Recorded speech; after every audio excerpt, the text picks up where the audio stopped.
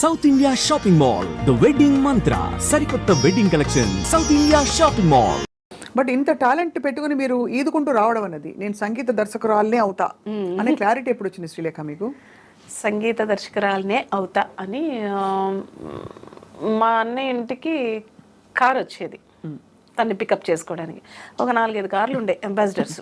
చక్రవర్తి గారి దగ్గర తను పీక్ టైంలో అసిస్టెంట్ మ్యూజిక్ డైరెక్టర్గా ఉన్నప్పుడు, నాకెందుకు కారు రాదు, నీ మొహానికి ఎందుకు వస్తుంది కారు, అది చిన్న పిల్లవి, నువ్వు ఆడుకో ఇంచక్క ఇంట్లో, అదే కార్ రావాలి. లేదు అప్పటికే ఎల్కేజీ అయిపోయింది, యూకేజీ లేదు, ఇంకేం లేదు, ఇంట్లోనే ఆడుకుంటున్నాను.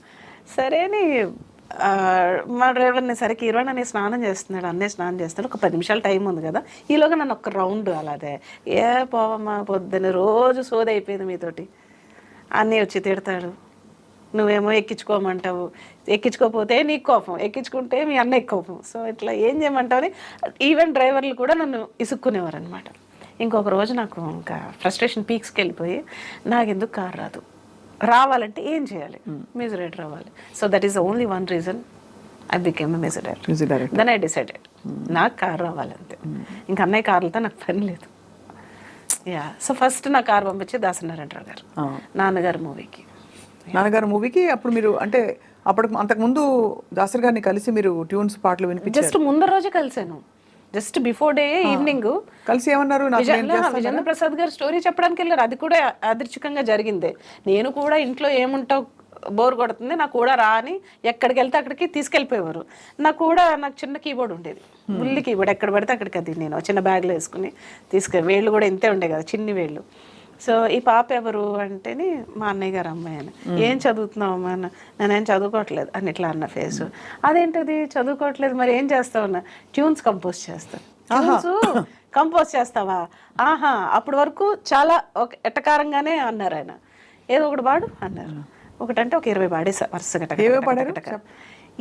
ఏం పాడానో నాకు గుర్తులే, అప్పుడు కంపోజ్ చేసినవేమో. అప్పుడు చిన్నపిల్ల, మీరు చాలా చిన్నపిల్ల. 12 అప్పుడు, నాకు కరెక్ట్గా 12 years. సో అప్పుడు అక్కడి నుంచి వినేశారు. 20 వినేసిన తర్వాత ఆయన ఇట్లా కూర్చుని ఆయన ఇట్లా వచ్చారు, నాకు బాగా గుర్తు. జస్ట్ ఒక ముందరికి ఇలా వచ్చి, నా సినిమాకి చేస్తావా నువ్వు అన్నారు. ఓ చేస్తానని. చిన్నాన్నగా నా పక్క నుంచి ఏదో చిన్నపిల్ల అంటే తెలియక పాపం అది చేస్తానంటుంది, మీరు కూడా ఏంటి సార్ అని. నిజంగా లేదు ప్రసాద్ గారు, నేను మ్యూజిక్ ఇద్దాం అనుకుంటున్నాను, నాన్నగారు అనే సినిమాకి నువ్వు చేస్తావా అన్నారు. చేస్తాను. వెంటనే లోపలికి వెళ్ళి 25,000 చెక్ అడ్వాన్స్.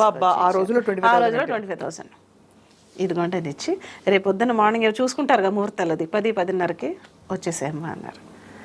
అసలు ఆయనకి షాకు, నాకు షాకు.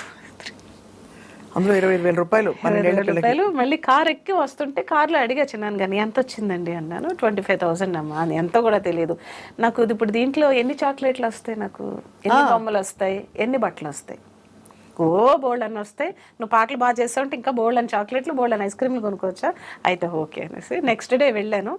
వెళ్తే చిన్న దీవాన్ వేశారు. గురుగారేమో ఇలాంటి పెద్ద సోఫాలు ఆయన మాత్రం కూర్చున్నారు, పక్కన జీడిపప్పు, బాదం పప్పులు అన్నీ ఉన్నాయి, తింటున్నారు అన్నమాట. అందరూ ఉన్నారు, భువన్ చంద్ర గారు ఉన్నారు, వందే మాగధ మొత్తం ఉంది. సిచ్యువేషన్ చెప్పారు ఇలాగా, ఒక డ్యూయట్, రాజ్ కుమార్ హీరో, ఆయనకి హీరో. ఆ రోజున గంగాధర్ శాస్త్రి గారు కూడా ఉన్నారు అక్కడ, మన భగవద్గీత గంగాధర్ శాస్త్రి గారు. సో అందరూ ఉత్కంఠతో ఎదురు చూస్తున్నారు, మొత్తం కళ్ళన్నీ నా మీదే ఉన్నాయి అనమాట. సో నేను ఏం పట్టించుకోలేదు, ఆయన ఏం చెప్తున్నారు సిచ్యువేషన్ అని. సో నేను మళ్ళీ ఈవినింగ్ వస్తాను, ఈవినింగ్ వచ్చేసరికి ట్యూన్ రెడీ చేసి ఉంచున్నారు. అక్కర్లేదండి 10 నిమిషాలు ఇవ్వండి నాకు చాలు. అదేంటి 10 నిమిషాలు, టేక్ యూర్ ఓన్ టైము అన్న. అక్కర్లేదండి 10 నిమిషాలు అన్న.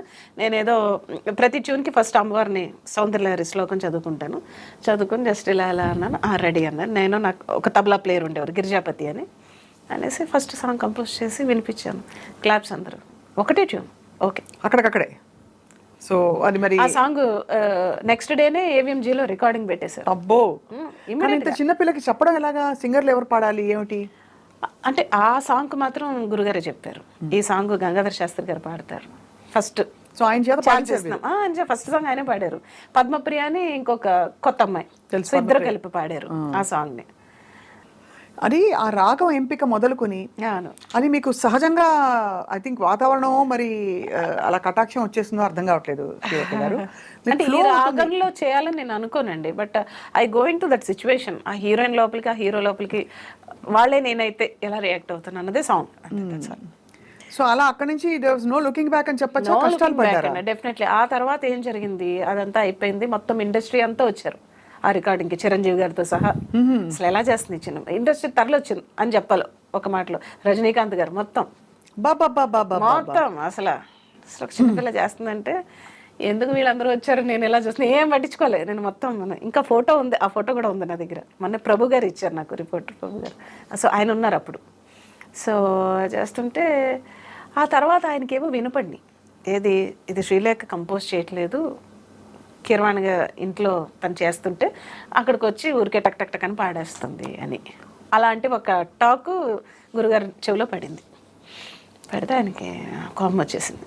కోపం వచ్చేసి ఏదో ఎమర్జెన్సీ మీటింగ్ అంటారు కదా, అలాగే ఒక ప్రెస్ కాన్ఫరెన్స్, ఎమర్జెన్సీ కాన్ఫరెన్స్ విజయవాడలో ఏర్పాటు చేశారు. విజయవాడలో హోటల్లో మళ్ళీ ఒక పెద్ద దీవాను, నేను మధ్యలో హార్మోనియం పెట్టి గురుగారు అక్కడ కూర్చుని అసలు సంబంధం లేని సిచ్యువేషన్స్ చెప్పి ఇప్పుడు వినండి టక టక టక ఆయన చెప్పడం, నేను కంపోజ్ చేయడం, చెప్పడం, కంపోజ్ చేసింది. ఇంకొకసారి నాకు ఇలా వినపడకూడదు. సో షీఈస్ టాలెంటెడ్ అని. సో ఇప్పుడు చెప్తాను, అంత నమ్మకం పెట్టుకున్నారు నా మీద అసలు. అది ఇప్పుడు చెప్తున్నాను మీకు వన్స్ అగైన్ మందల వైపు నుంచి హ్యాపీ బర్త్డే టు యూ. అయ్యో బాబోయ్, ఇది హ్యాపీ బర్త్డే అనమాట. సో సో అలా స్టార్ట్ అయింది.